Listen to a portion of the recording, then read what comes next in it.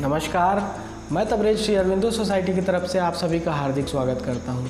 आज हम बात करने जा रहे हैं महाराष्ट्र बोर्ड के कक्षा 5 के हिंदी विषय के एक पाठ जिसका नाम है पथ मेरा आलोकित कर दो के बारे में। आज हम इस पाठ को बताते हुए प्रयोग करने जा रहे हैं इनोवेटिव पाठशाला लेसन प्लान के अंतर्गत प्रयुक्त नवाचार गृह कार्य का। तो आइए इस पाठ के सार को समझते हैं। प्रस्तुत पाठ पथ मेरा आलोकित कर दो बच्चों की इच्छाओं पर आधारित है। तो आइए इसकी नवीनता और उपयोगिता समझते हैं। कंसेप्ट से संबंधित निर्देशों के आधार पर आसपास के परिवेश का अनुभव करते हुए गृह कार्य करवाया जाता है और पढ़ाए गए कंसेप्ट को वर्तमान परिवेश से जोड़ते हुए विद्यार्थियों की बेहतर समझ को विकसित किया जाता है। तो ये था नवाचार की नवीनता और उपयोगिता।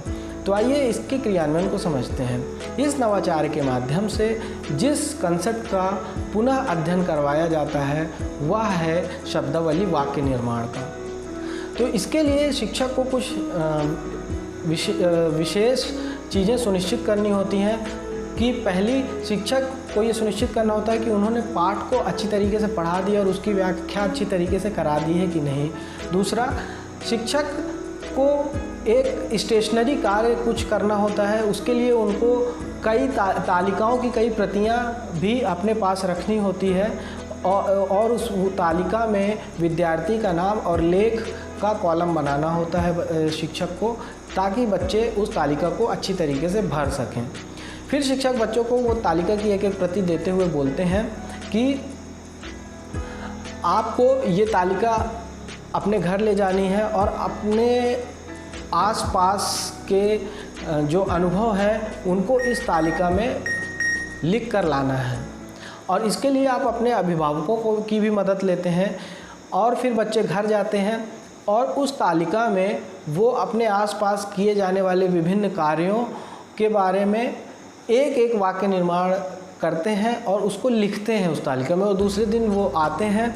अब वो शिक्षक उन सभी बच्चों से बोलते हैं कि आपने जो जो लिखा है तालिका में वो खड़े होके उसकी व्याख्या करते जाइए। फिर बच्चे खड़े होके जो भी उन्होंने वाक्य निर्माण किए हैं, आसपास के अनुभव, आसपास की चीज़ों को जो वो अनुभव करते हैं उसके बारे में उन्होंने जो भी वाक्य बनाए हैं उसकी व्याख्या करते हैं और इससे पाठ का पुनः अध्ययन करते जाते हैं बच्चे। तो ये था नवाचार का क्रियान्वयन। तो आइए जानते हैं इससे कौन कौन से सीखने के प्रतिफल प्राप्त होते हैं। पहला, भाषा की बारीकियों को बच्चे समझते हैं और अपनी स्वयं की भाषा विकसित करते हैं इसके माध्यम से। दूसरा, बच्चे अब पाठ में अपरिचित शब्दों से परिचित होते हैं एवं उन्हें शब्दकोश से भी खोजते हैं। तीसरा, विद्यार्थी सुनी एवं पढ़ी रचनाओं की विषय वस्तु के बारे में बातचीत करते हैं, तर्क देते हैं एवं निष्कर्ष निकालते हैं। तो ये थे सीखने के प्रतिफल। तो आइए जानते हैं कि शिक्षक को क्या क्या ध्यान में रखना होता है इस नवाचार के क्रियान्वयन के दौरान। उनको सबसे पहले तो यह ध्यान रखना चाहिए होता है कि गृह कार्य प्रयोगात्मक एवं अनुभवात्मक होना चाहिए। दूसरा, इस नवाचार की अवधि का निर्धारण, इस नवाचार क्रियान्वयन की अवधि का निर्धारण 30:1 के अनुपात में किया गया है। मतलब 30 बच्चों के बीच में एक टीचर का होना अनिवार्य होता है, ये भी शिक्षक को ध्यान में रखना चाहिए। तीसरा, इस नवाचार की क्रियान्वयन की अवधि 20 मिनट निर्धारित की गई है। शिक्षक इसे अपने अनुसार बढ़ा या घटा भी सकते हैं। और नवाचार का क्रियान्वयन प्रत्येक माह के निर्धारित समय में करवाना चाहिए। तो आइए जानते हैं कि इस नवाचार के माध्यम से CWSN यानी चिल्ड्रन विथ स्पेशल नीड यानी विशेष आवश्यकता वाले बच्चों को क्या क्या लाभ होता है।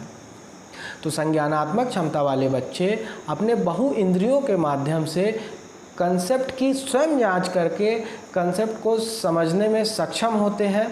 दूसरा, अनुभवात्मक अधिगम काल्पनिक दुनिया को वास्तविक दुनिया से जोड़कर विद्यार्थियों के अंदर अधिगम को चिरकाल तक पहुंचाता है।